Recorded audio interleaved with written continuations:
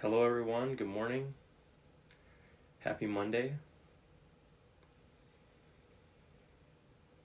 I'm hoping everybody had a productive weekend, and everybody is starting to develop schedules and rituals in our new normal that you're finding that you're enjoying, and perhaps in all this wide open space that some new things that maybe you had set aside and didn't have time for, hopefully they're starting to emerge, and you're finding some genuine happiness with finding that new way. There are certainly aspects for me that are true around that. I'm finding new structures, new rituals that were kind of under the radar, and they're emerging, and I'm finding them very enjoyable, and it's still forming. So good morning wherever you are, and today is a good day. We've been exploring this space between the stimulus and the response, and we've been exploring this for going on 2 weeks now. We've discussed and experienced and experimented with opening up our self-awareness, our somatic self-awareness, and now in recent days we've started to open up to and explore creative imagination as another human capacity that we all have. And so we've talked about the basic tools of the book, The Artist's Way, that being morning pages, so 3 pages of longhand, almost like a writing meditation, just to get all the junk out, the things that block our creativity. We talk about artist dates, taking time once a week to go and do something that inspires you, that fills the well of your creativity. And then we talked about taking creativity and those images into action, and that's through regular artist walks, where we're walking with intention, and we're connecting the images, the creative images that we feel drawn to start to bring into reality, but we're walking with them first, so we get this felt sense of movement tied to these images, so they don't just these images aren't just something that are fancy to entertain us and then they float by. That they are some of them are really have the ability to be operationalized and brought into the world for the benefit that they provide as we experience the process of bringing them into the world, as well as the way that they'll change and bless the world once they're here. So I see Kathy and Henrietta are on, so good morning. Great to be with you this morning. So just taking an exploration in this this first chapter, first topic of discussion, which is recovering a sense of recovering a sense of safety. That's for the creative person or the artist, and just some two major reflections on what it takes to recover a sense of safety. Is that one is that the ability to give ourselves the freedom to put something out there that isn't necessarily what we were imagining in the beginning. In other words, when we go from that image of what we have, that first attempt to to draw it, to build it, to do whatever our medium of art is to enjoy the process of it without being overly critical of it. Oftentimes we have this image in our mind, and when we first try to move it from this image into reality, whether we're drawing it, we're inventing it, we're putting it, assembling it, if you're a creative engineer, and it doesn't, that first attempt doesn't quite measure up to what we had imagined. And it's really easy to start to get overly critical of ourselves and then abort the process. And I think that's really sage advice, really wise words, is that that first and foremost, art is process. So one way to hold this, and this has certainly been the case with me, as I've given myself over the years here more and more permission just to get something out, to get that creative project out, to try that new creative movement in fitness, or to mobilize that new creative technique, is to to focus on the process as the initial reward, in terms of do I feel, can I be in a state of acceptance? Can I be in a state of enjoyment? And can I be in a state of enthusiasm? And if I can do that, and if I can be in those states, then I can allow myself to get that first draft out with whatever medium of art or creativity that I'm using. And so we have to, as we're recovering a sense of safety, we have to, at least in my experience, we have to be discerning on who we share those first drafts of our creativity with. We want to bring them around people that are supportive. Even a well-meaning friend can make a comment that is critical, that can shut down our creativity. So we really need to be discerning around who we show those first drafts to, and we need to also soften the perfectionism within ourselves. Julia Cameron, in her book, makes a powerful statement. She asserts that perfectionism in all of us, she talks about how on the surface it looks like it's a search for the best, and she talks about, but underneath it, really, it is a search for the worst in ourselves.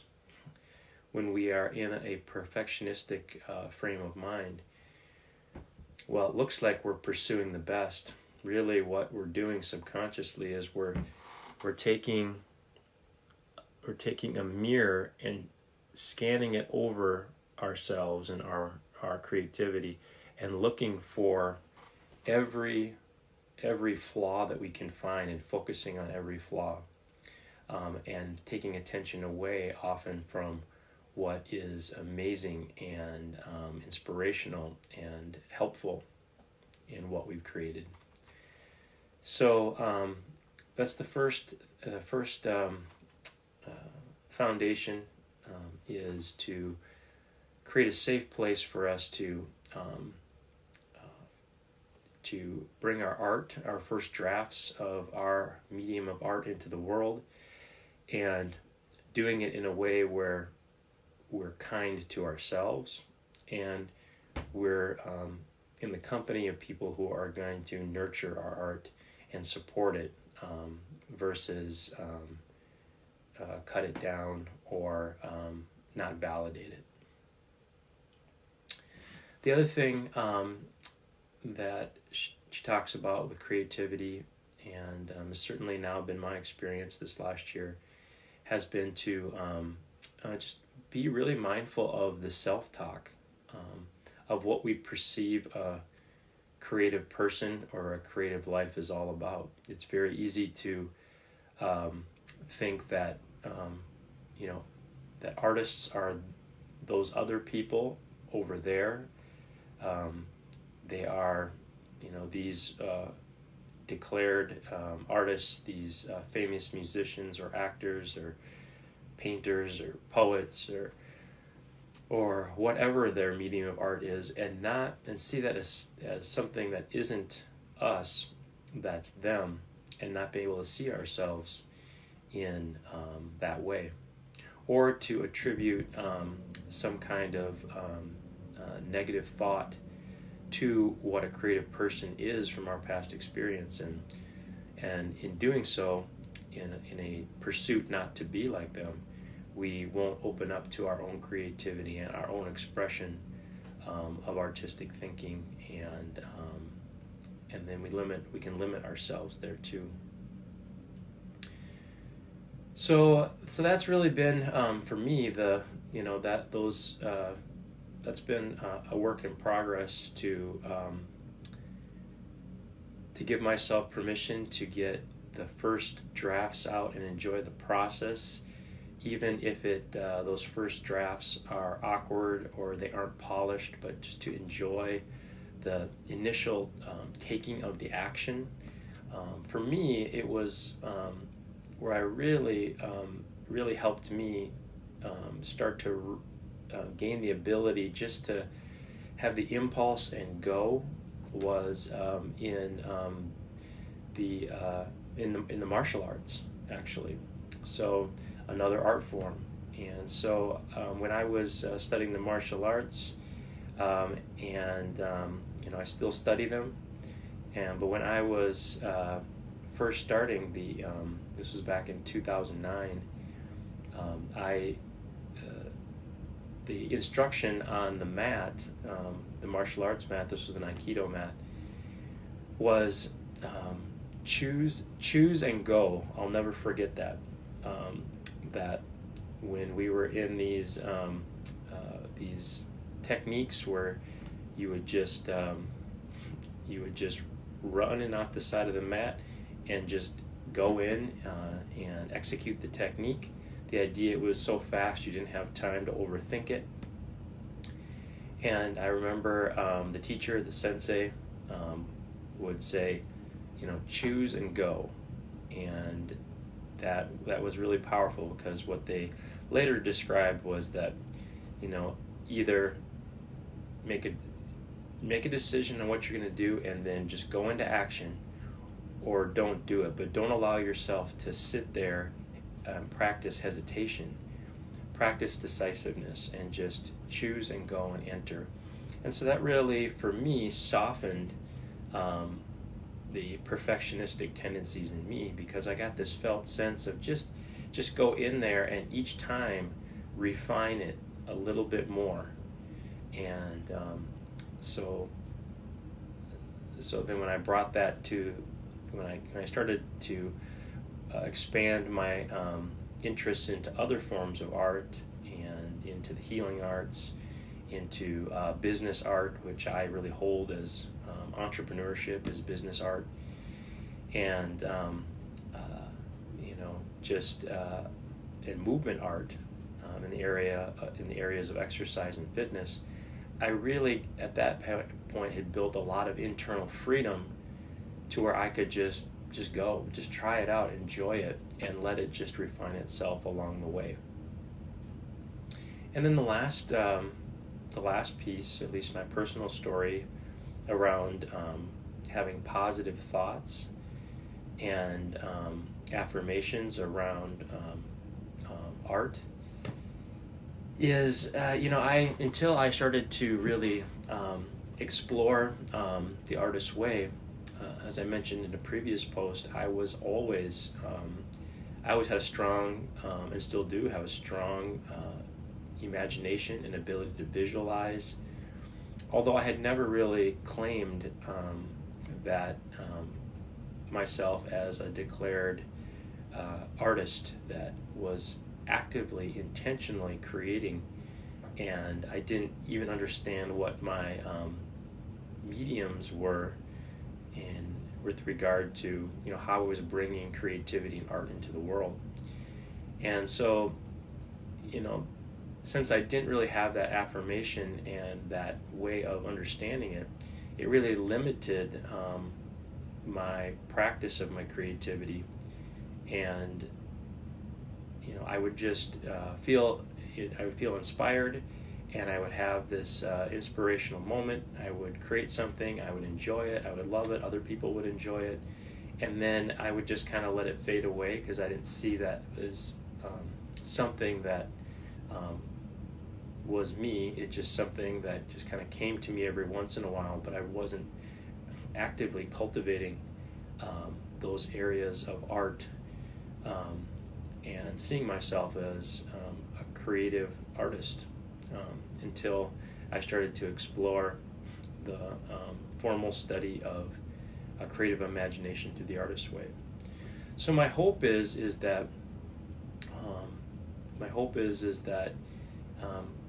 this conversation, this reflection, will start to spur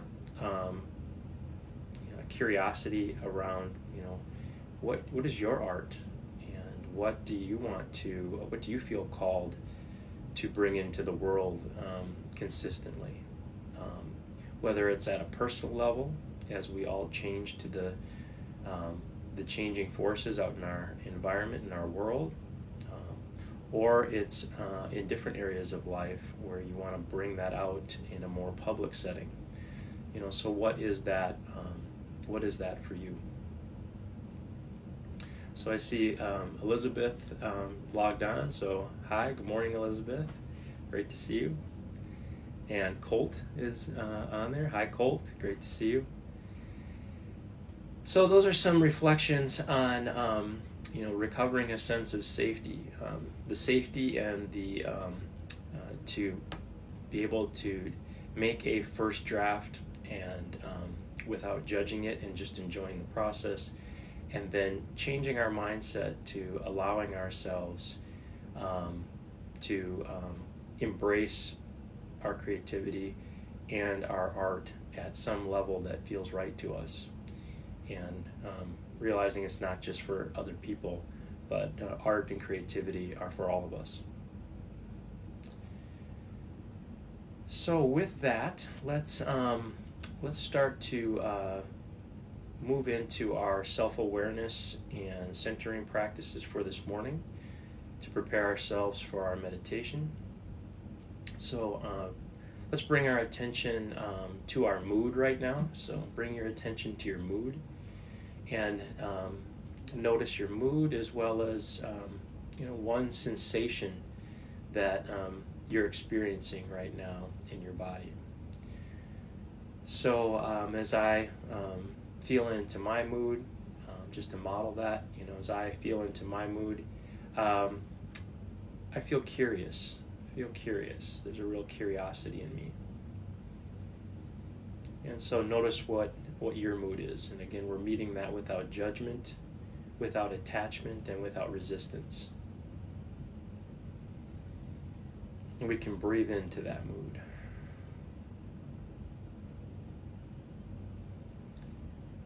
And then bring your attention to one sensation that you're feeling in your body, and the level of temperature, movement, your felt sense of weight, your felt sense of texture, or your felt sense of shape in terms of your length, width, and depth.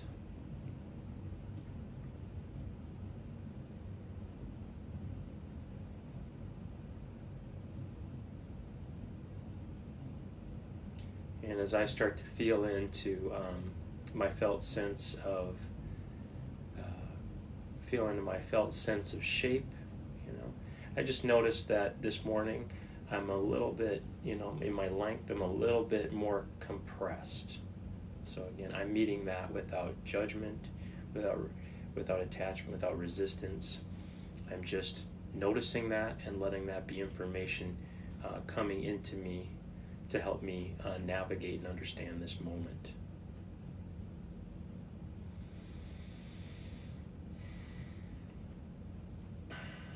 And notice what that dominant sensation is for you.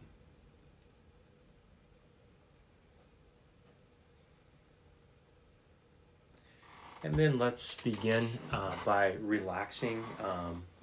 Begin by relaxing your eyes. Soften your eyes. Relaxing your jaw. Imagine your jaw, it's like on a hinge.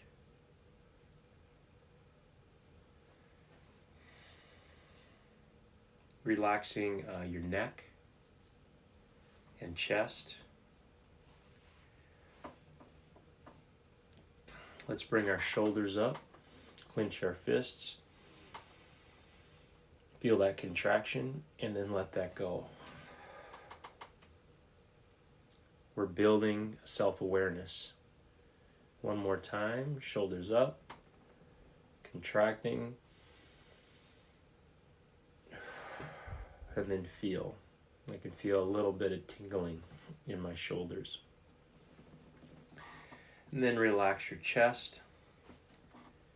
Start to soften your diaphragm underneath your rib cage. Relaxing your belly. Start to relax your hips and that pelvic floor.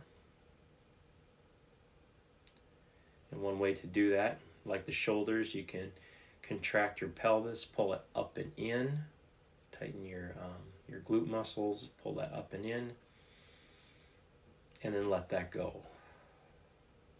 One more time, contracting your hips, pull that in, and let that go. Relaxing your thighs and your knees and your shins. Relaxing your feet and your toes. Just creating more space in our body as we begin this day. Noticing if your mood has shifted as you started to relax from head to toe.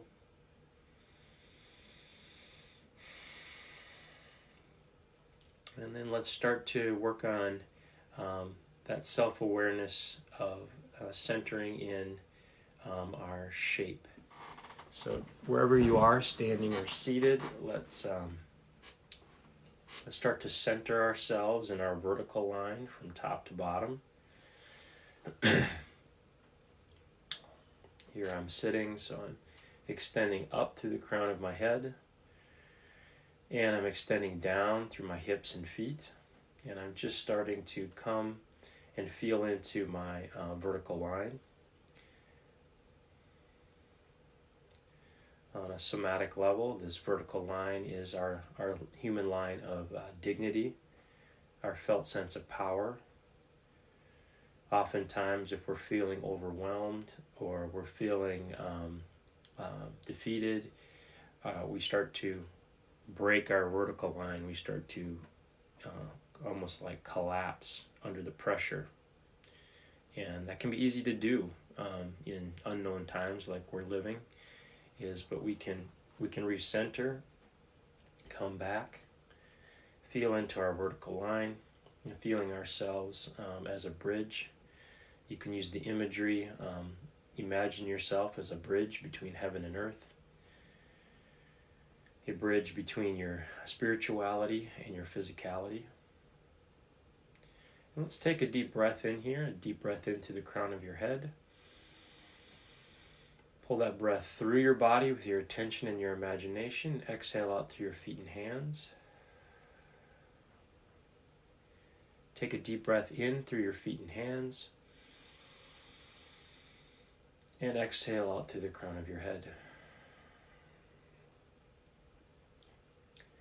And just take a moment to feel yourself centered in your length. And let's bring our attention to our width, and from left to right. And so one way to symbolize this is we're just starting here with our left hand on our chest, right hand on our belly, and just imagining this as a symbolism for our felt sense of and our commitment to ourselves. And from this place, we can feel ourselves. We can feel the boundaries of our skin, our most fundamental boundary. And from here, we can start to feel into that with our personal boundaries. We decide who comes in and who stays at a distance. Creating healthy boundaries. We decide what information from the news comes in, and we decide what stays at a distance, is another way to hold that too. And then extending your arms out in our width. We're extending out to others, so whether they're in the room with you, you can extend out to them, or you can extend out to a pet, a cat or a dog. Extend to them, bring them into your field of awareness. And extending out a little further, extending out to somebody who is your friend or your ally that isn't physically with you, so just using your imagination, extending out to them. And we're creating that balance here. Extend out maybe to nature.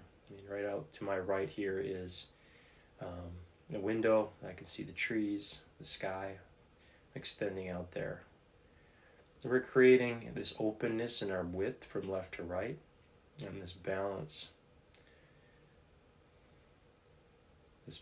on this horizontal plane. Let's take a deep breath in with your attention and your imagination through your left hand. Pull that breath through your body. Exhale out your right. Deep breath in through your right hand. Pull that breath through with your attention and your imagination. Exhale out your left.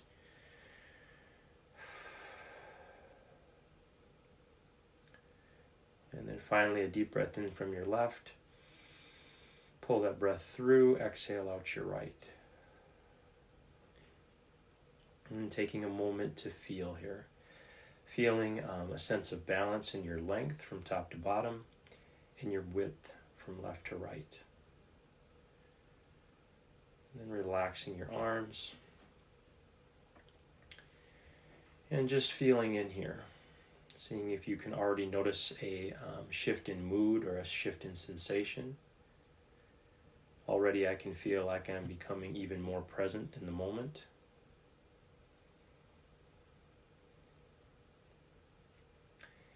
And let's start to feel into our depth here and our self-awareness, our somatic self-awareness. Just notice where you are right now. If you're leaning forward, if you're leaning back, or you're feeling centered, just feel into that. Again, meeting that without judgment, without attachment or resistance.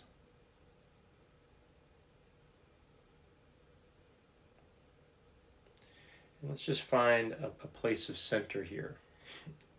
So I'm seated, I'm grounding the weight of my body through my sits bones, feeling my feet anchored into the ground. And I'm centering myself in depth. So I have a felt sense of effortlessness as I sit here. Start to create that in yourself, in your body. And let's begin with some imagery. So take a deep breath in from the space in front of you. About 10 feet in front of you, take a deep breath in, pull that breath through, exhale out your back. Take a deep breath in from your back, pull that breath through, exhale out to the space in front of you. And one more time, take a deep breath in from the space in front of you. You can imagine that as you're breathing in your future, if you will. Pull that breath through and exhale out your back. Exhaling out into your past.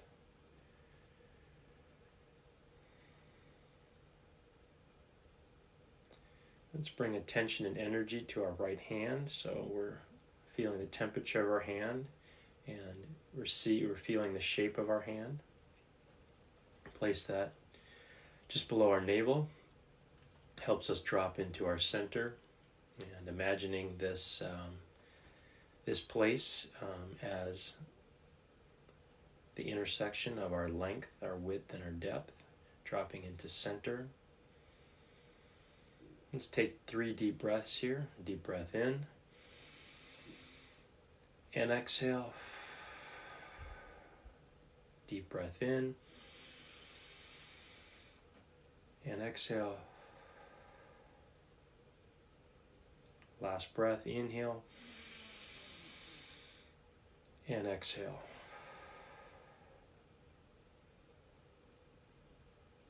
Just taking a moment to feel in here.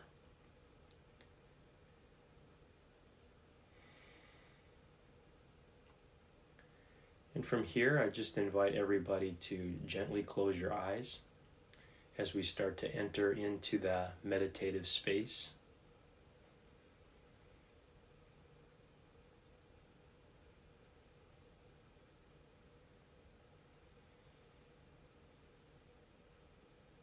As we enter into this meditation, again, if you feel at the closing chime of this meditation, if you feel the impulse to sit longer, just continue to sit and just pass on my prompts to close, and just sit there as long as you feel is right for you.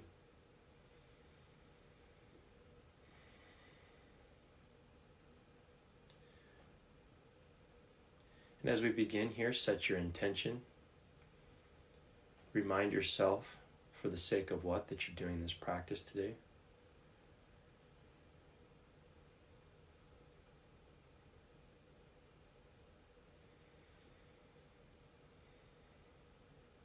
And we'll enter into the meditation with the poetic words of the poem Enough.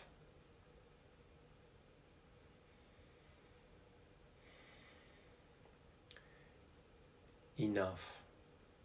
These words are enough. If not these words, this breath. If not this breath, this sitting here.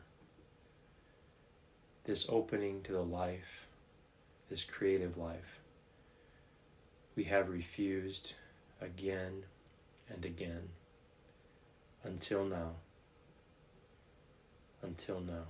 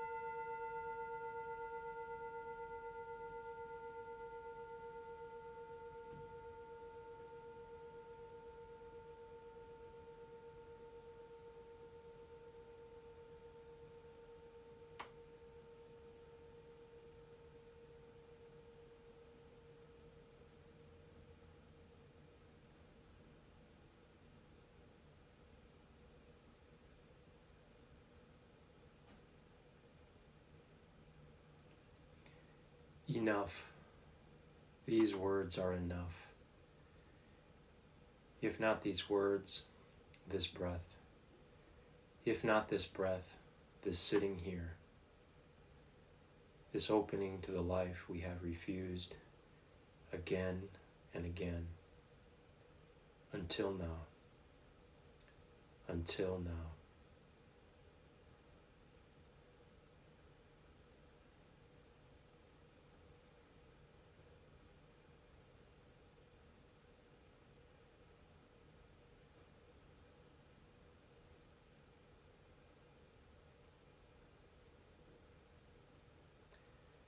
And as we close our practice this morning,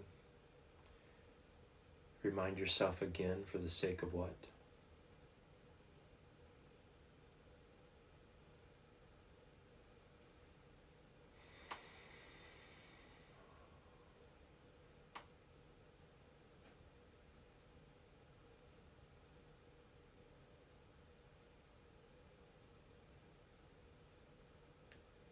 And then on your next exhale, slowly begin to move your arms and legs.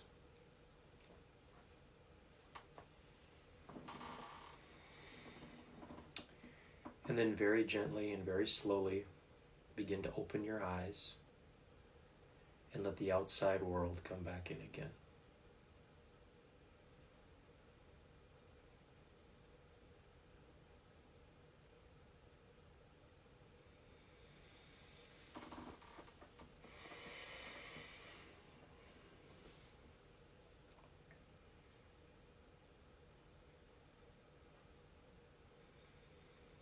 As you open your eyes, again begin to orient back to the outside world.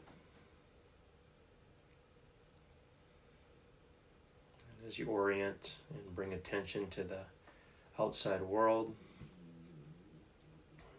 maintain a balance of that internal experience balanced with that external experience. So you're balanced, you're anchored.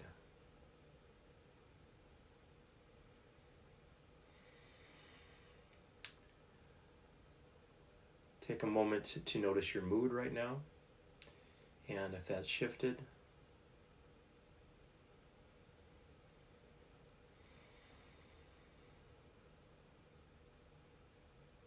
our mood is so important as humans, in that if our mood is off, it can really pull us down into some behaviors and actions that are not useful, can bring us into reactive mode. So when we can shift mood, we can shift thought, we can shift behavior.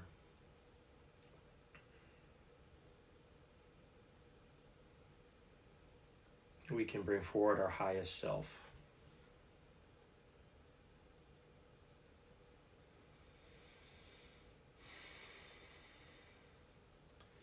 So thank you all for taking the time this morning again